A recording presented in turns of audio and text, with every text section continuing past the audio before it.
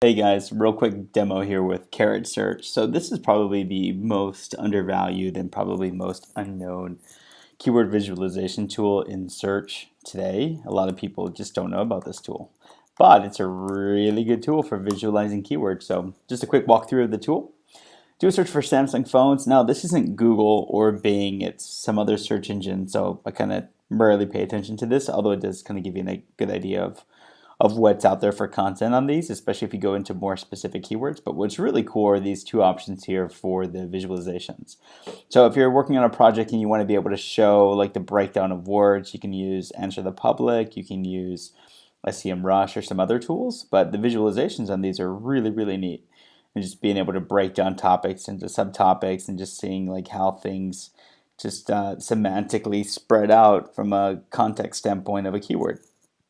So for copying and pasting this and showing, maybe maybe you're working on phones and you have Samsung phones, you have iPhones,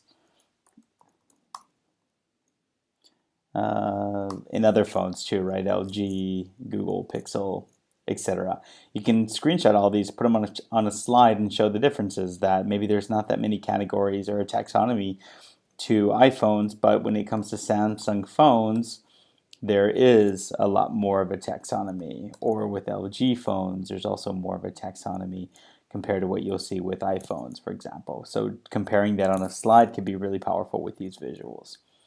There's also the foam tree, which is cool. Let's go back to Samsung because they had a lot of subcategories where you could dive into these a little bit more. Like you see this of maybe the best Samsung. How does that break out into topics? And you can zoom in on these, get the information, kind of clusters them out, and screenshot that. You can kind of see the relationship between pages to one another. So really cool, really valuable way to visualize a lot of the keyword research that you're doing.